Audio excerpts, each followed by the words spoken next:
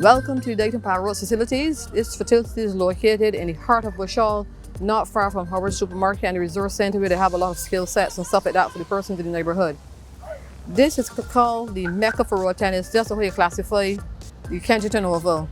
To my far right, you will see the first court. That is for the novice players. The novice players, we must explain to you, are players who know come to the court, know come to learn to play tennis, in the stroke and the position and stuff like that. So that first court is for them. And as you can see, as you graduate in your skill set, you come closer and closer to the court behind me, which is considered the air court. This is the court where Michael Jackson, the Dayton Power Roach will play, Venom and stuff like that will play. When you have tournaments are played on this air court. I started road tennis as an organizer in 2014. Why I chose 2014? Because I competed in a tournament called the Dungeon Tournament for the same court to my extreme rate, which is the novice court. We call that the Dungeon Court for persons who know starting. And I played a young lady and I said, wow, her skill set was so amazing. I said, when next will you see this young lady? Because there were not a lot of opportunities for women at that time. It was mainly catered for the air class players, and air class players were very, very few. And then I had that tournament 3 months after I played that tournament. I came on as an organizer and I played, and I had 16 brave women who stepped up to the play, who started to play road tennis. It was so exciting. And after that, I continued, and my mandate was, why not hold a tournament for 5 years? In 5 years, I'll be able to have the skill set that whenever a tournament is called, these women will be invited to play based on what the organizers see. So in 2014, I started with 16, I moved to 36, I moved to 48, I moved to 89, and in 2018, which was the final year, my 5th anniversary, I finished with 116 women. How I was able to attain that? Because I broke it down in categories. I found a place for every female. I found a place for the under 13, I found a place for the mother and daughter, I found a place for the B class, the novice, the doubles, the mixed doubles. That is what makes it so exciting. So women felt like they had a place in road tennis. Out of that, a lot of new players were born, like Kim Holder, her daughter came on and played. Then we had the Abigail. We have a lady called Asabi Downey. She was a footballer for Barbados. She also came on to play. So a lot of persons came on to play because they found a place in touch of class women road tennis, which is really and truly my brand. As I had said before, that was my mandate to hold it for 5 years. At the end of 5 years, which finished in 2018, I found a lot of opportunities were not open for me to play again. And they say, you know what, we'll have the rebirth of such a class. In between that period, we had COVID, we have 1 or 2 issues. I know for sure, as soon as we get the okay from this 6 to 6 curfew, a tournament will definitely be on the board. A lot of women are still playing in Barbados at all the facilities. We have Tennis Town, we have Ruvis, we have JB's, we have Corverley, we have Fairfield, and of course the Mecca. So there's really a avenue of women looking forward to come back up and play road tennis again in Barbados. All right, I'm here under the gazebo. As I had mentioned before, this area is considered like the Mecca for road tennis. And we have a gazebo where the spectators can actually watch and see the performance of the players. This is the area too when we're also featuring tournaments. The photographers come and use this area as a beautiful vantage point where they can come and get excellent shots. Of course, it's covered, so it's perfect from the elements and stuff like that. It's also a beautiful area where the guys in the area can come and just relax and line. You know, this is the heart of Bushall. We hear a lot of negativity. This area is also well kept, well maintained. No violence at all. It's a beautiful area to just come and relax. And in case y'all don't know, road tennis was actually conceptualized in the 1930s. It is our indigenous sport. It was actually formulated by Barbadians, where it was forming. The guy was in Strathclyde, collected 1 or 2 balls that would come over from the rich folks in Strathclyde. And he had the idea of getting these old balls and skinning them. And then he would just actually probably drop a coconut plank in the middle of the road. And then that's how road tennis evolved. And it came along from then. So I being the primary organizer for women's road tennis, I basically want to see road tennis in primary schools. We are at the level now in Barbados where we have limited coaches. So the minister, which is Dwight Sutherland, we had an excellent meeting with him, with my president and my committee, and he actually mandated us, I am with you, a tournament must be held this year, go ahead, you have my permission, get the coaches, I will sanction them so that these guys can actually hold coaching sessions at community centers, even at the same facility, of course, with parents' permission, where they can have road tennis with proper supervision and persons will be certified coaches. That's where you want to get the road tennis in the primary school level, get in the curriculum, and then we can grow from there and get into clubs get it to buy into the private sector, where the persons who have children playing road tennis, them themselves, the moms and the dads, will come on at their workplaces and have courts for recreation purposes, like after work and stuff like that. And we know we live in Barbados with a lot of non-community diseases. Road tennis is the cheapest sport in Barbados to play. And the area is very, very small, just 20 by 10, and you have a court, pair of shoes, a racket and a net, and then you can have fantastic exercise. It works all gamuts of your body, and we should really feel proud to see that this is a sport that is strictly Barbadian. All other sports we adopt from other people, and this is ours, and we are trying with my committee to regulate the road tennis. We have the constitution, we also have the rules and everything in place, and we want to take this road tennis in its correct format to the Caribbean first, and of course get it out there in the wider world. We had at random 1 or 2 tournaments and trips and things in the Caribbean, but right now some things were not put in place. We want to make sure we do the right thing. Put all the things in place first before we can export the sport, so that the BOA can actually say this can be recognized and we can sanction it, we can move forward. Being an organizer, as soon as it does settle, tongue in cheek, I'm hoping to hold a massive tournament. This is the rebirth of Touch Class. As I had said, 116 women passed through Touch Class, and they are yearning to come back to play road tennis again. They are still playing in their quarters, and they'll have a massive tournament as soon as the dust is settled and they get the OK from this 6 to 6 curfew, because tennis evolved now from playing once in a while in the streets and stuff like that. It is played at courts, it is played with a team, it's more or less a production. When you come to road tennis, you get a production. You see the skill set, you see the layout, it's a production. So once again, when the dust is settled, you have a sponsor on board that will hold a massive tournament that will bring back the women back into the fold of road tennis, so we can propel the sport forward. Because as I said, when it comes to road tennis, I saw a lot of women playing like the Sandra Baileys. I saw like Pauline Eiffel. And I being a youngster, I said, wow, if these women are playing, I also must keep playing. So my mandate is, once I'm not hosting a tournament, I am playing, because I just can't do the talk. I also must do the walk, because y'all know that I can do the talk already. All right, as I had said before, Dwight Sutton, the Minister of Sport, we had a meeting with him 2 Fridays ago, and he actually gave us permission that we can go ahead and recruit coaches, recruit persons who would go through a program at the Sports Council to be certified coaches. So he is investing heavily in getting certified coaches, so that the parents can feel comfortable, so that the sponsors will say, you know what, this is a sport that I can invest in, because at present we get a lot of problems with road tennis with not having certified coaches. People don't feel that people are doing justice when they're on the line. And not only that, if you want to take this tournament and the concept of the sport forward, we must have people certified in key areas, and coaching is one of the very, very key elements.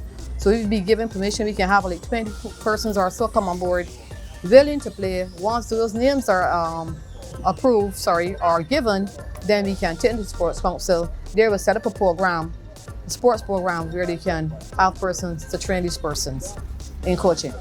At present, road tennis, we realized that it was missing the rules and the constitution. So we really spent a lot of time on the constitution. We really spent a lot of time on branding the tournament, the tennis, having it authorized, like having the letterhead with the appropriate logos and stuff like that.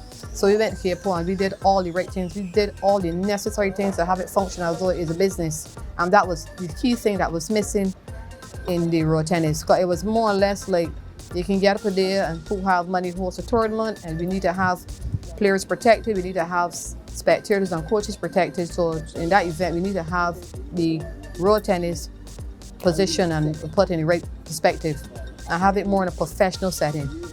And that was missing from the road tennis.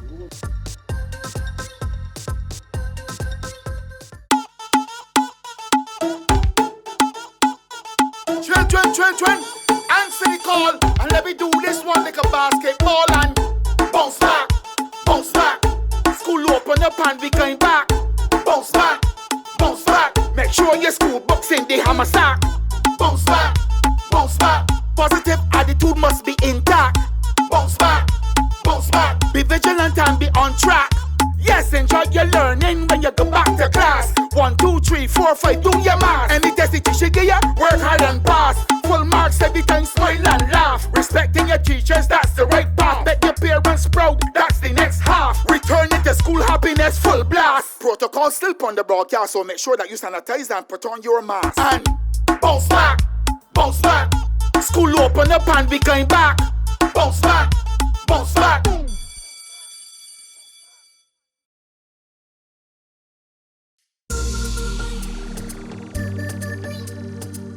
I was playing road tennis now for the last 55 years. I'm now 70 years of age. And I commenced playing road tennis from the time I was about 11 years of age. And Bush Hall in this area. I remember years ago we used to play road tennis then in the road itself. But after years, we moved from the road and came right here on this side spot. And eventually, we was here now for the last 35 years. And we maintained this. And it was named after myself for the creation of such.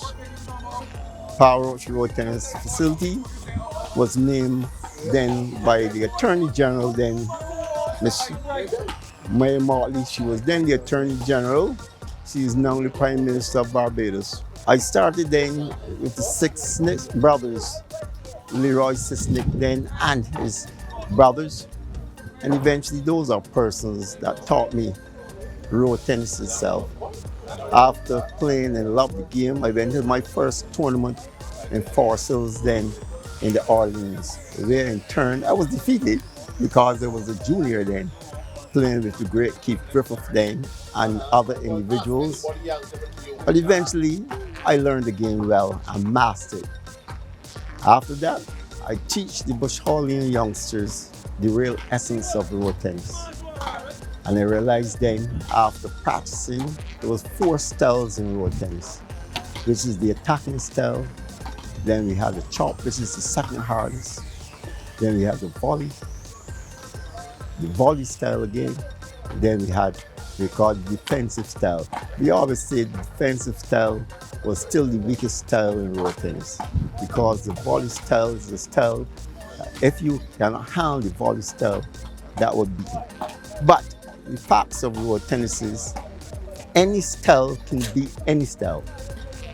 So long as you are not on your best at your style or master your style, any style will beat any style on that given day. But the best usually prevails. Right now, coming through the ranks, I have won all the major tournaments in Barbados. From the island tournament right through all the constituency tournaments, etc. At one stage, I was too good to play against masters when masters had commenced from the age of 40. I in turn had to leave out 5 years. And then I started from 45 and beat everybody for 5 years. And that remained in gone down history. But after that, you know how age catches upon you. And after age gets upon you, the youngsters came through. And we had guys then like even Anton. Anton is now for about 52 years. And he came through the ranks with me. And now he's still forced to be reckoned with. Even myself, at 70, persons still fear me. But the truth is about it, I cannot compete with the guys now. That is 35 and so on. But when it comes to about 50 years, I can still compete with those and still beating them as well. But road tennis is a game that I believe it can go places in the world as even the world sports and so on. But it takes sometimes money and it takes then proper management. And sometimes we, the old stalwarts of the game, we could only go thus far, no further. That's where government entities come in there to really push the sports worldwide. And that is something we're expecting and we will love that to happen in the near future where road tennis is concerned in Barbados. That not only it can go through the Caribbean, but go through the world. Because it's a sport that is very cheap to maintain. It only takes plywood, ordinary skin ball, and you even only have to buy a uniform and you're ready. It's not like cricket and football. But what I would love for the top officials now, including myself, let's create our own rules into road tennis, our own rules.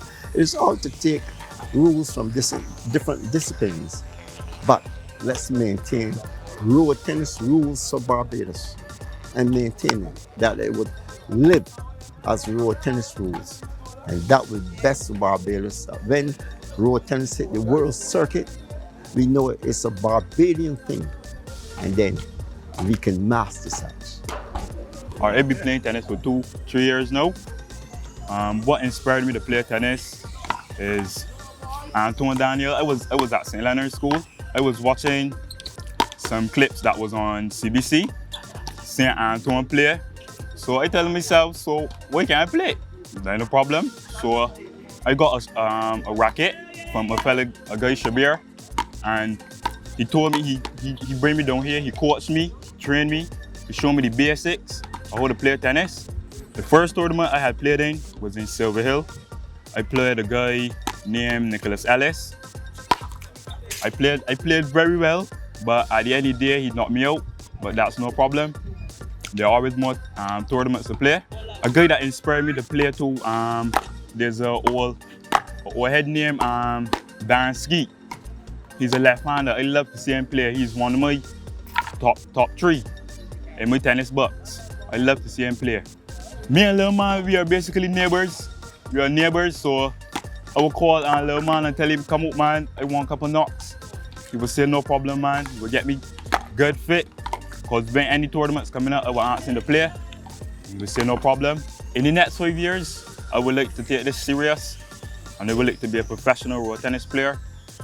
And I would like to train also the younger children, because it's a good sport to get into. It's good mentally and physically. For the little children too, it'll be a good sweat too. And I think road tennis should be involved in schools a lot more. We are working on some coaches who go into schools and help train the younger children to know more about tennis. You see how Anton was at my school? I would like him to go to other different secondary schools, primary schools, to teach them more about tennis, so that more people could be into this, because we don't really have a lot of players in tennis, but we would like to get a lot more players in tennis. And I feel that that's good.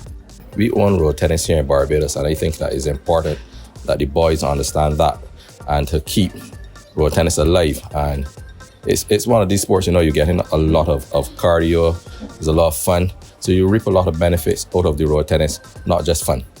All right, it's very, very, very big here in the school.